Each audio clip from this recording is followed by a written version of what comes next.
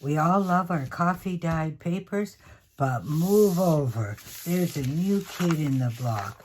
We have walnut-stained papers. I'm going to show you how to make these. I have a video in my playlist or on my channel on how I make my coffee-dyed papers.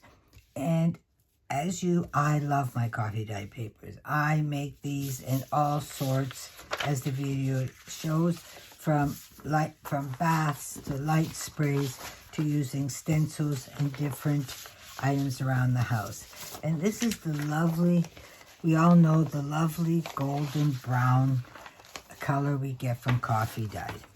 Well, I discovered something new. I don't know if anyone else has done this, but my neighbor has a huge walnut tree that pummels our front yard with tons of nuts and leaves and everything. I'm not complaining. That's how nature is. Every year I've gathered the nuts and given them away to friends, and some I used to enjoy myself. But every year I thought, those nuts, you know, those outer shells, that black, wait, let me move this so you can see it better. You know how when walnuts fall down, they have this black, disgusting, slimy husk. I'm not quite sure what to call it. I'll call it a husk, outer shell. Well, they leave awful stains on our cobblestones. And every year I thought, they've got to be good to boil and make a color. Well, this year I decided that's what I'm going to do. So I gathered up the nuts. You can wash and use the nuts, and then you peel off. Usually it falls right off. If these are dry, just because they were probably sitting in a dry spot, this one's nice and disgustingly wet.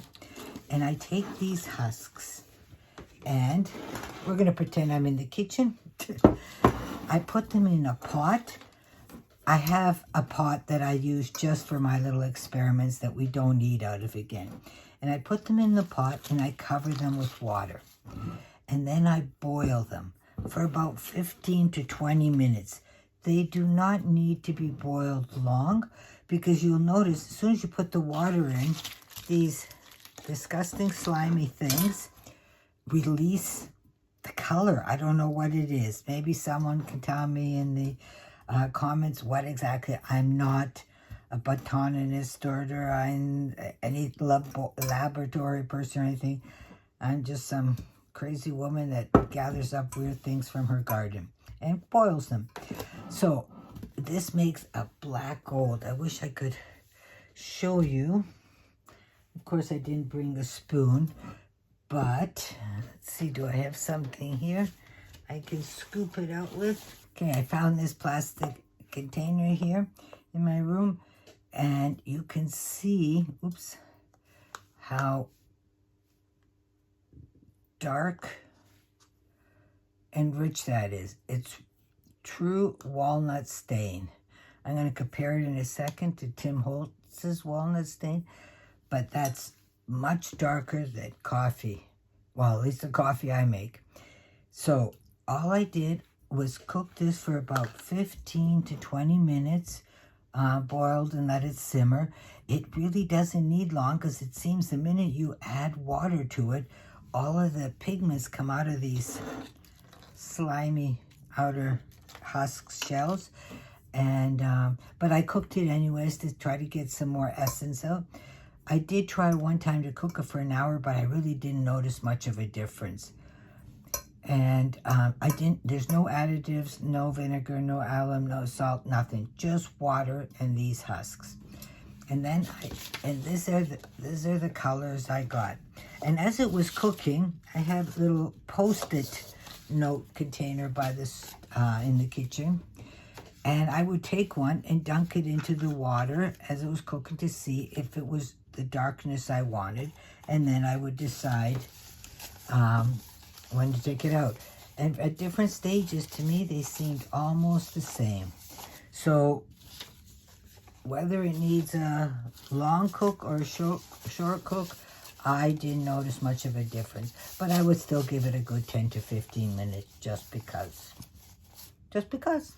So those were my test samples. Now, once I have cooked this, now we're going to have to strain it. I have a big container in my kitchen that I pour from one pot into the other. But since I'm up in my studio, I can't bring all that up here. So I brought a smaller bowl.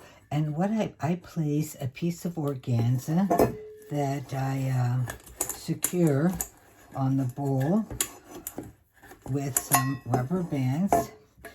And I make like a little, okay, this probably isn't the right bowl for this, but we'll try it again. Okay, and make a little dowel, push it in a little bit so the liquid can get, and then I placed also a paper towel so it goes through like double sieve, double straining. I tried the first time to strain it through a coffee filter, but I don't know, maybe my liquid was too hot. Well, it was hot. I took it from the stove and tried to strain it. And then what happened is the coffee filter, the bottom, the glue came undone. So now I'm just going to show you a little bit. Oops, we don't want to do that. There was my valley, wasn't there? Good thing we have cleanup cloth. Press it down a little bit. Like I said, I do this in the kitchen sink, so if there's mishaps. And then I just pour it gently on the paper towel and let it strain through the paper towel and the organza. This takes a few minutes. I'm sure if I had let my black gold here cool off and then put it through the coffee filter, it might have worked. But since I'm always impatient when I get these ideas, of course I did it with boiling hot walnut stain. And as this drains off, I will also use sometimes a spoon to move the chunkies out of the way. As I said, I'm always a little impatient. And then you can see how dark this paper towel is becoming.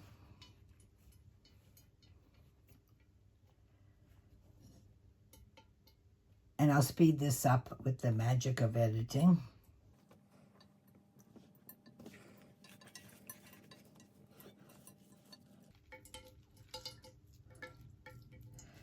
Okay. Careful you don't, when you pull off the organza, that it doesn't splatter you in the face. Okay, I'm just going to put this there for now. And you see, we have this super lovely walnut stain. And then I have a bottle that I have one for coffee and one for walnut, and now for walnut. And then I will just pour it into my bottle. Yeah. So it's ready to go. I would recommend putting what you don't use, put in the fridge. I have no idea how long this will hold.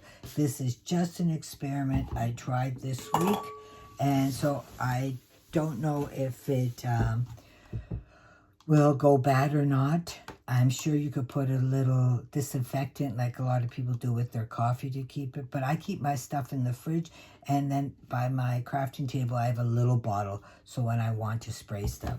But that's all there is to make this lovely black gold.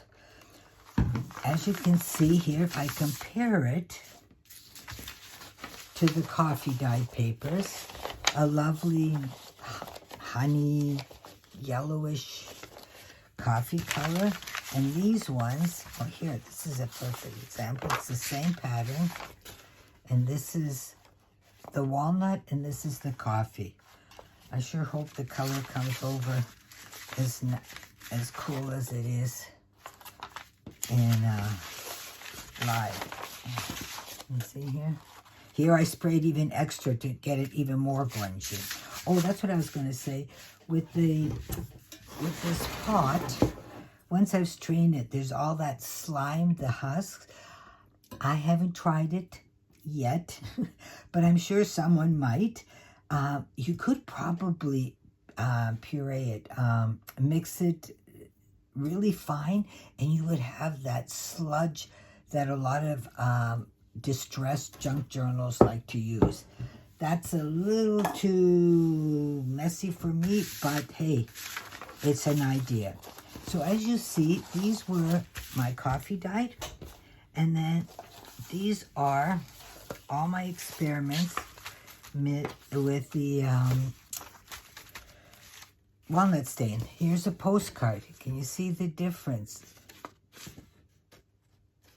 This is coffee stained, and this one, I even did the back. I took a picture. It was a postcard from a postcard calendar.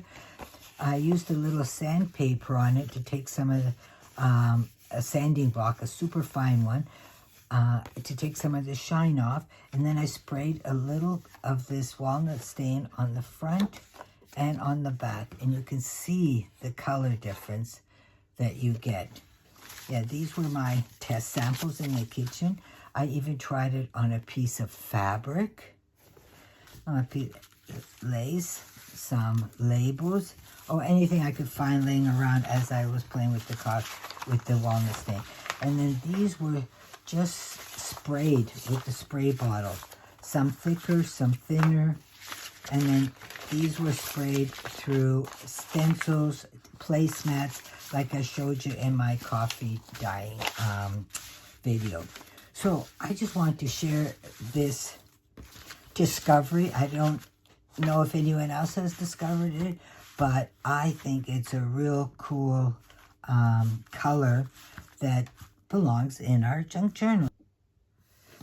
I wanted to show you also on these papers, I sprayed them with both. I sprayed coffee and then accented them with the walnut stain. So you can see you can blend the two colors together to get a really unique paper shade.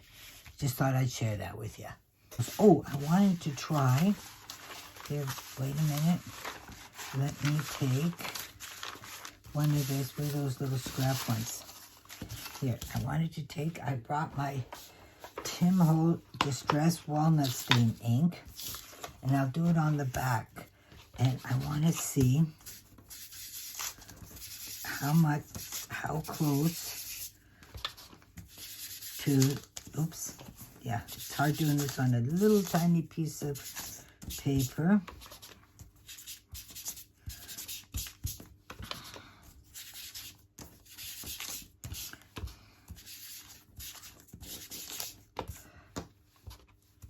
I need a new ink pad. But you can see looks like almost the same color to me. Isn't that cool? Yes, if you have the ink pad, you don't have to do this. But you can't get these effects with the ink pad. Oh, maybe you could. So I wanted to share that with you. So if you have a neighbor that has a walnut tree, or you know where there's one that's dropping all the nuts, gather them up and start cooking some walnut stain. And if you don't have a walnut tree, you're welcome to come by our house. We have a whole bunch of these walnuts with those slimy shells, husks in our front garden. So I hope this inspired someone, and let me know if you tried this or if you've seen this before. Until next crazy idea, choose.